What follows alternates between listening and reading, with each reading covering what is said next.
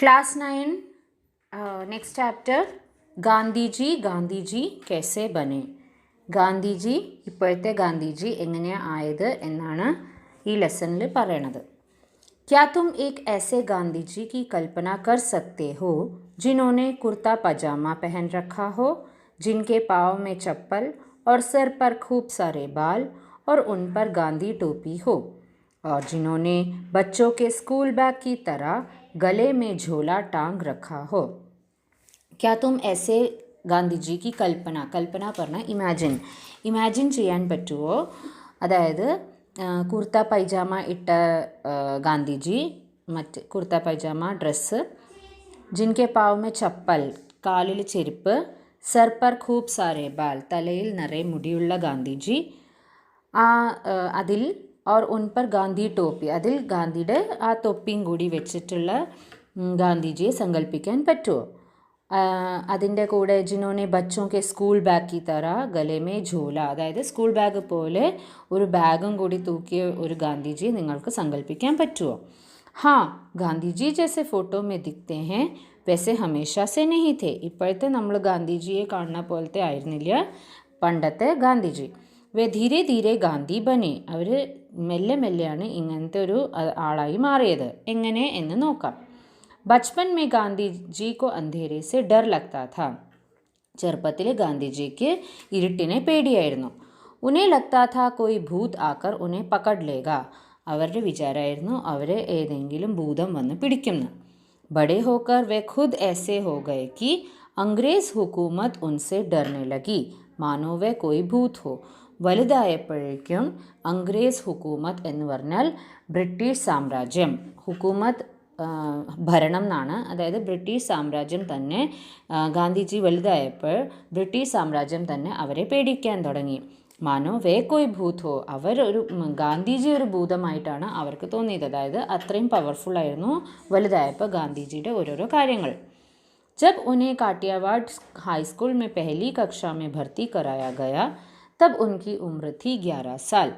കാഠിയാവാഡ് ഹൈസ്കൂളിൽ അവരെ ഫസ്റ്റ് ക്ലാസ്സിൽ അഡ്മിഷൻ എടുത്തപ്പോൾ അവരുടെ വയസ്സായിരുന്നു 11 വയസ്സ്. और उन्हें जो विषय पढ़ाया जाते थे वे थे इतिहास, ഭൂഗോൾ, ഗണിത് और अंग्रेज़ी. അവരെ പഠിപ്പിച്ച വിഷയങ്ങളായിരുന്നു ഇതിഹാസ് ഹിസ്റ്ററി, ഭൂഗോൾ ജോഗ്രഫി, ഗണിത് മാത്സ് और अंग्रेज़ी इंग्लिश. स्कूल की फ़ीस थी 8 आने प्रतिमा यानी 50 पैसे हर महीने. ആ സമയത്ത് അണ പറഞ്ഞ ഒരു അതായിരുന്നു പൈസയുടെ പകരം. അപ്പോൾ 8 അണ പ്രതിമ പറഞ്ഞാൽ 8 അണ പ്രതിമാസം, എല്ലാ മാസം.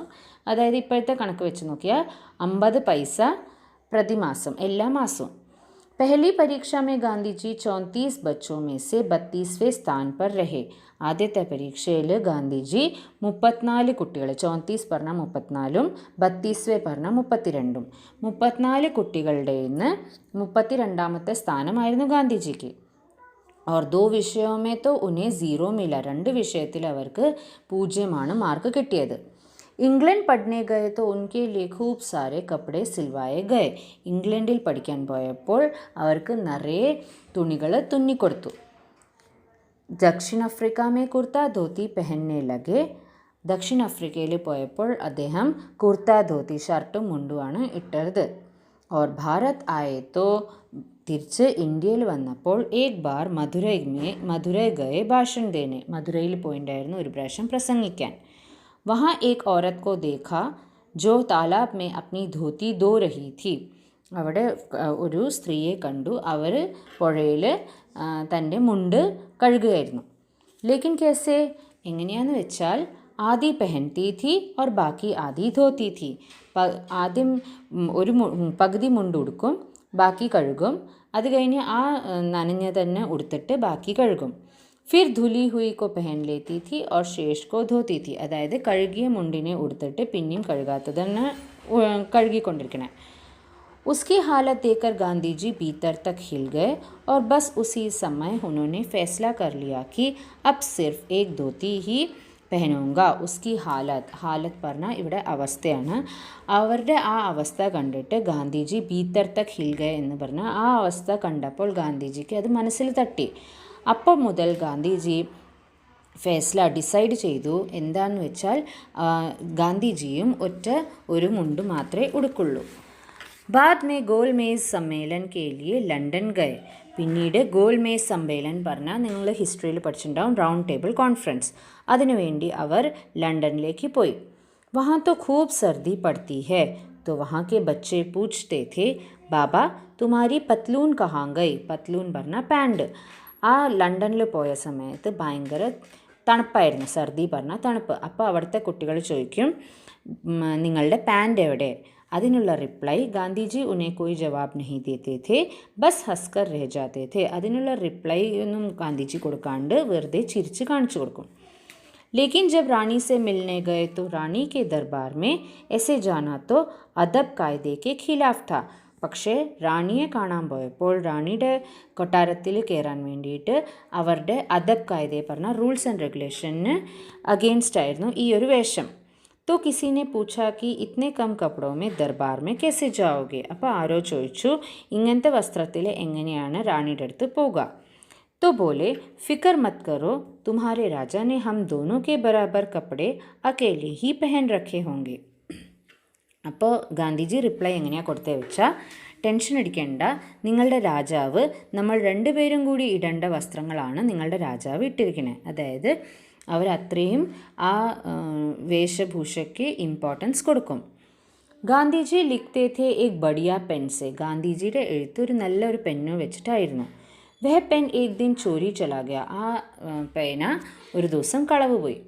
ലിഖ്നെ बैठे और पाया कि पेन तो है ही नहीं. എഴുതാനിരുന്നപ്പോഴാണ് കണ്ടത് ആ പെന്ന് ഇല്ല അവിടെ. उसी समय एक बच्चे ने अपनी पेंसिल दे दी कि लो बाबा इससे लिख लो. അപ്പോഴാണ് അവിടുത്തെ ഒരു കുട്ടി ഗാന്ധിജിക്ക് പെൻസിൽ കൊടുത്തത്.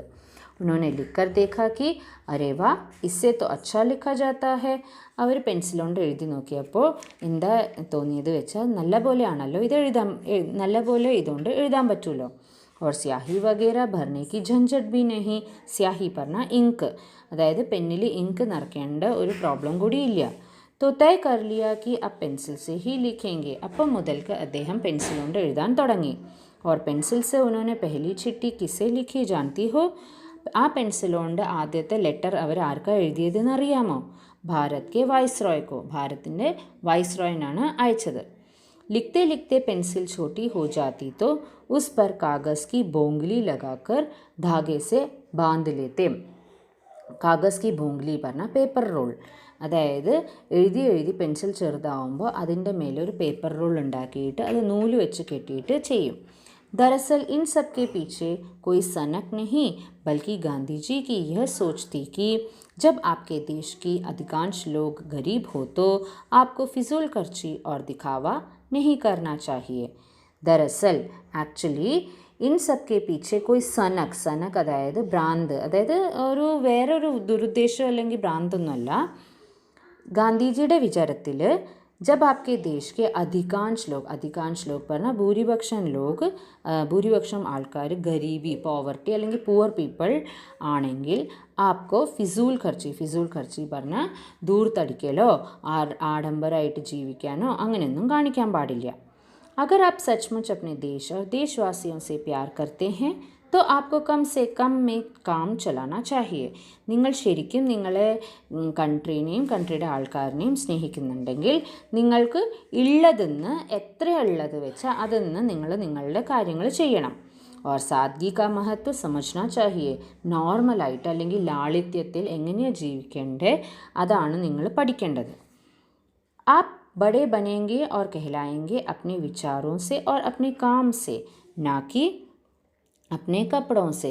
നിങ്ങൾ വലുതാവണതും നിങ്ങളെ ആൾക്കാർ അറിയണതും നിങ്ങളുടെ വിചാരവും, അതായത് തിങ്കിങ്, നിങ്ങൾ എന്താ വിചാരിക്കുന്നതും നിങ്ങൾ എന്താ ചെയ്യുന്നത് അതിന്നാണ് നിങ്ങളെ ആൾക്കാർ അറിയപ്പെടുന്നത്, അല്ലാണ്ട് നിങ്ങൾ ധരിക്കുന്ന വസ്ത്രത്തിലല്ല.